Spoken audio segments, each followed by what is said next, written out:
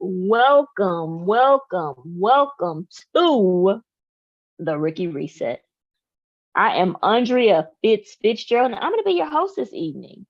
I am an author and a speaker, and also a person really obsessed with supporting new teachers stay in the game. Listen, I am the professional develop. I'm the PD in your building. I'm the professional learner that you need. So, friends, today we are going to talk about great communication. Well, first of all, let me back up. So you may be wondering, what the heck is a Ricky reset? And it would be evenings just like this, except your girl would be stressed the hell out because I could not make my classroom. Frankly, I couldn't figure out this whole teaching thing. So what we do here on the Ricky Reset is to provide you with practical tools, tips, and strategies to help you stay in the game. I am the professional learning in your building. I'm the PD that you may need. So, super excited to talk with you today. So today we're going to talk about great communication and explanation. So last week we talked about PTP pedagogy. So that's that prime time player pedagogy. Like this, the sauce teaching. Because yeah, the curriculum is cool and that's great, but it's not the curriculum that makes it great. It's the person in the seat, like we were talking about last week, like Deion Sanders. Colorado right now is 400% better than they were last year because of the person they put in the seat. So we want you to be a PTP too. So we're going to take a deeper dive. We talked about some components of that PTP pedagogy, checks for understandings, great explanations, um, questioning some of those things. But we're going to get into some of those pieces today. And shout out to my dog, who's Nina, who's hanging out with me. She's not too excited about it, but she's like, listen, I want to go for my walk. What we doing right now? Say, what's up, Nina? Okay, all right, maybe not. All right. So today we're going to talk about great explanations and communication. So as I was thinking about this, I was reflecting on many years ago. I was observing a class, and this teacher, they had their whole group instruction, and they taught that thing like their hair was on fire, or at least they thought. And what ended up happening was, as I was observing the class, I literally saw this teacher explain the same thing about 10 times. He went back to all the kids that explained it. He explained the same thing over and over and over and over. But he said it the first time, but he went back and he was explaining to everybody else. And so you may say, well, why did he have to keep saying the same thing over and over? Because the first explanation was not clear. It was not clear.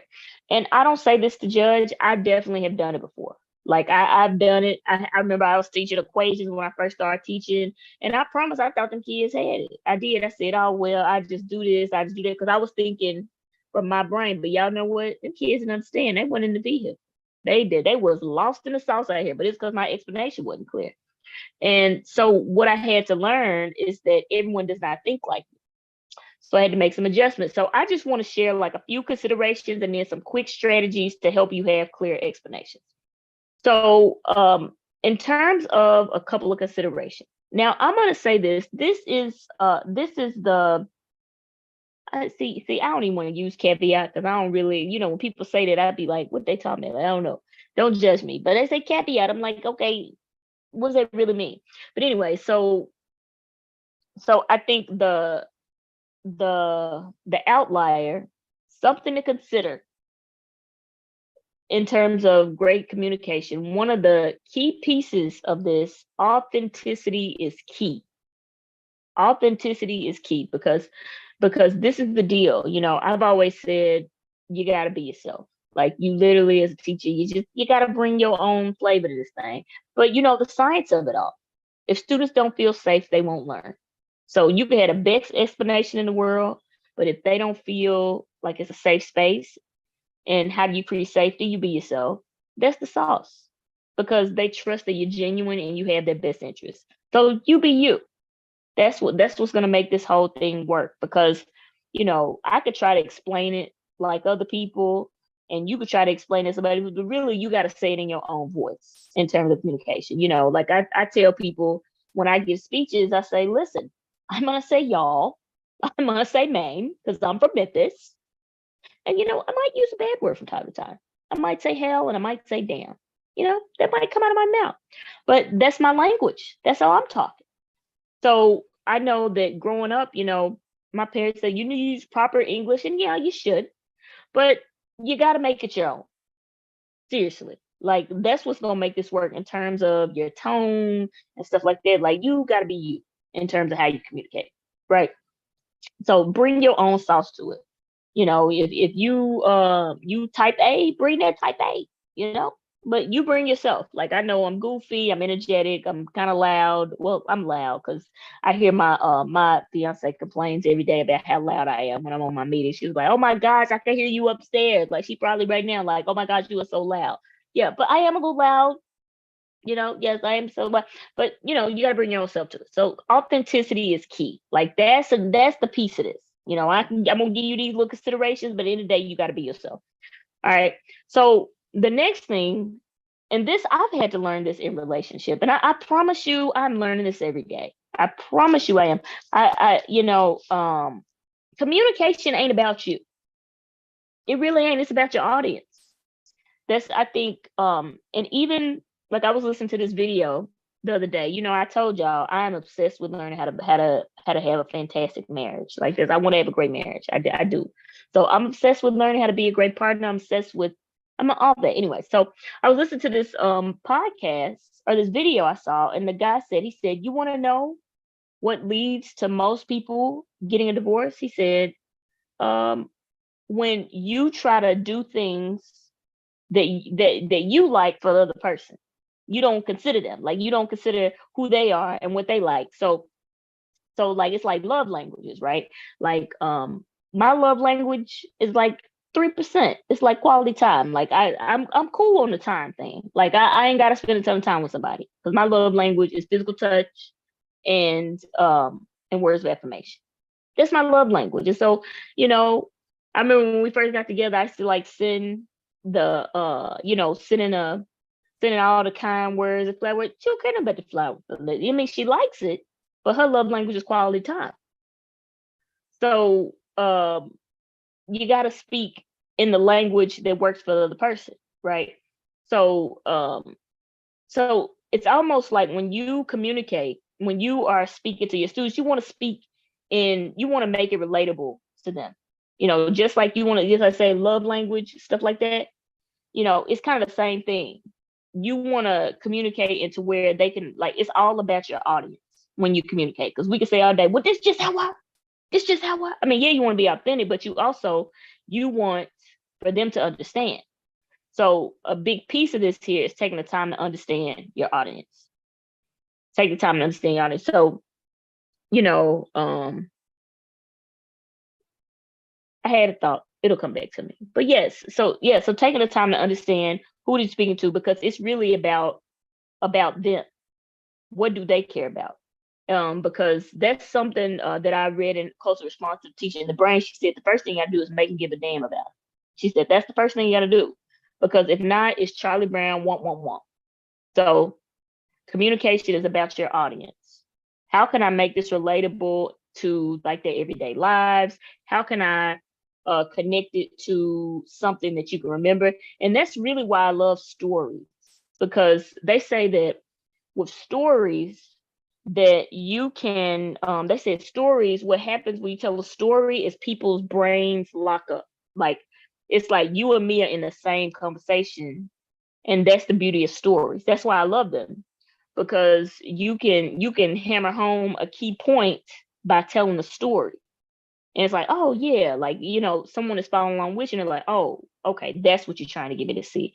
And that's why I love analogies, because I may not remember what you said, but this relates to my very own life, so I'm gonna remember it. So, like in one of my speeches, I talk about what is it? Oh, when I talk about the one on relationships, I talk about like when you're dating somebody, and some of these things, like some of those things that come up like conflict, and because we all experienced that. And so what people can relate to was, shoot, how do I resolve that? Oh, I got to speak to their values. Same is true in your classroom, right? So it's relatable, it's an analogy. Like you could try some of those things to make it relatable to what they care about, right? So that's what you want to think about communication. It is all about your audience. So take the time to really think about what matters to them. Can I tell a story? Can I use a real life example? Like I've even seen that in the textbook we had, they were talking about deer. They said, you know what, we ain't gonna talk about deer, we're gonna talk about rims. But I mean, however, to make it relatable and sticky for your student, yes. Okay. And so the next thing is, oh no, okay, my dog is running. Okay. All right. So the next thing is, this is what I'll say, is comprehension is our responsibility as a teacher. And it's so interesting. I told you I'm obsessed with learning what a great marriage is. I heard this on a podcast. But he said comprehension is my responsibility. I know when I used to get so mad when I explained stuff. I explained stuff to Christina and she'd ask me questions and I'd get ticked off. I was like, what you asked for? I just explained it while I'm saying the same time. You know, so and she didn't get it. But she was asking me questions because I didn't explain it well. I'm getting ticked off. And this is the other thing. Don't say it louder and harder because they still ain't going to understand. So it's really about making adjustments. If you didn't understand it this way, how can I say it a different way where you will get it? So just keep in mind, comprehension is my responsibility as a teacher.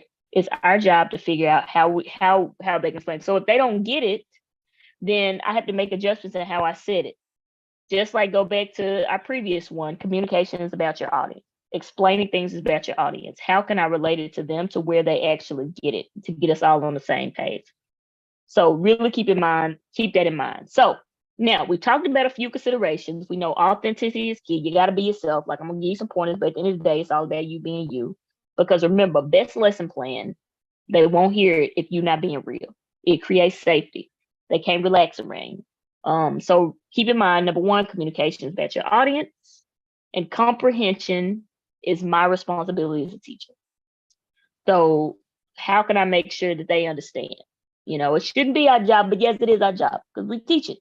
So now the next piece, now let's talk about how do I make sure that my explanation is clear and we all in space. So the first thing is you want to identify what's the standard of that lesson. Like what is it? What's the goal, a standard, and an objective? Like what's the standard? What's the objective? What's the target? And from there, you want to identify like what's, I like to think of it as movies. Like what's the key idea of this movie? Like when I watch this movie, what am I gonna feel differently about? And then from there, I usually decide like, okay, well, what's the most important what's the most important scene in the movie? Because that's the explanation that I want to get extra right and tight. That scene right there, like my favorite movie is Boomerang. I love that movie, y'all. Like I promise y'all, I love that movie. Like I know all the words. Strong J. Listen. So we want to make sure though, but when it comes to like thinking about these different scenes in the movie, we want to identify like what's the most important part of the movie. Like what's that most important scene? That's the one that we want to make sure that our explanation is very, very clear. And so when I think about the movie Boomerang, it's a couple of scenes. It's pretty fire. Love should have brought you home last night. That's a pretty big one. And then when Robin like played him, like that was a scene anyway. But yeah, so we want to identify what's that most important scene. What's the key idea? And from there, you want to script out what you want that explanation to be. So a lot of times, if you have a curriculum, they're going to provide some guidance. Like they're going to have like some different things that you almost say this, almost say that.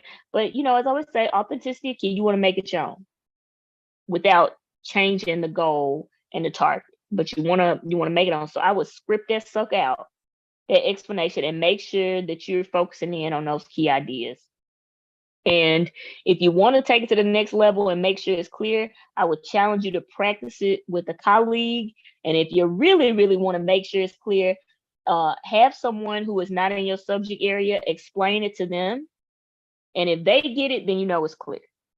But if not, then it may not be clear. So just keep that in mind. But that practice piece is key.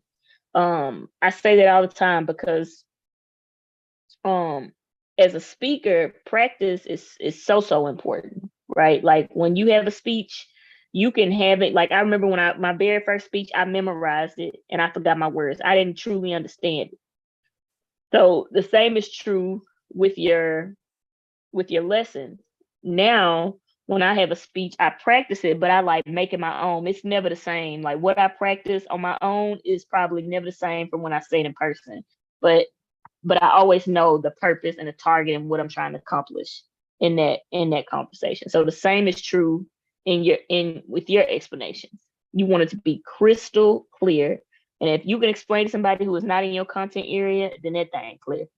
So use it as an opportunity to get some feedback. So thank y'all so much for tuning in as we got into that communication one-on-one, so that PTP pedagogy, communication and explanations. The students get it. Yeah, so let's just recap. Number one, authenticity is key. You got to be yourself in your own voice. I told y'all, I'm gonna say hell, I'm gonna say y'all, and I might say damn from time to time. You gotta be yourself. Secondly, communication is about your audience. So keep in mind the example that I gave. Like just like you have love language, you want to speak to the language of what matters to them, right? Also like stories, analogies are great ways to make it sticky so that they can remember it. So that's something to keep in mind and relatable. Like, and then also remember comprehension is our responsibility as teachers because we know it's about the audience. And so if they don't understand, we can't say it louder and harder. We've got to make adjustments in the way that we communicated it. So we just want to keep that in mind. And then lastly, just thinking about here's a couple things you can do to make sure that your explanation is clear. First, start with the standard, look at the objective, like what's the target we're trying to accomplish, what's that key idea of the lesson, what's like we said, what's the big idea of the movie, and then identify what scene in that movie is going to drive towards that goal, the most important scene in the movie. And from there, script out an explanation that is going to drive home that key idea of that movie or that scene. What's the key purpose? And then if you want to take it to the next level, practice that thing with a colleague or with someone who is outside of your content area or doesn't teach or don't anything. And that's how you know if it's clear. If they can get it, then it's probably pretty clear. But if not, then he's like, okay, well, let's make some adjustments. Or you can even do it with someone in your content area and they can give you some adjusting feedback too. Like my mentors, they gave me feedback on some of my explanations. Like they would come see me teach. Sometimes they say, okay, you got to say it like this, they ain't get that, you know. My brother, he told me about one time Miss Reed came in there and she was like, you got to come on. Like it wasn't clear. They just didn't get it.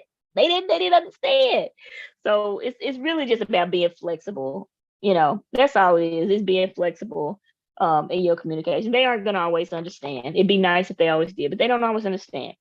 So that is okay. So thank y'all so much for tuning in. We'll be back same time next week between 5:15, 5:45. Like I ain't about to sit in front and be like I'm gonna be here right on time. But between the 5:15, 5:45, we'll be here. And yeah, so we'll be back next week. And next week we're talking about are the kids in the car, y'all. Checks for understanding. But as we go out this week, I want you to keep that rookie state of mind. Well, what's that?